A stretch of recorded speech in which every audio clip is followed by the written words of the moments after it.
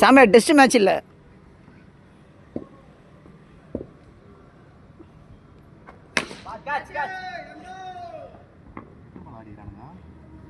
தெரியல. இவன் ஒரு பால் இவன். ஆமாம் இது அடுத்த ஓவர் தான் இது.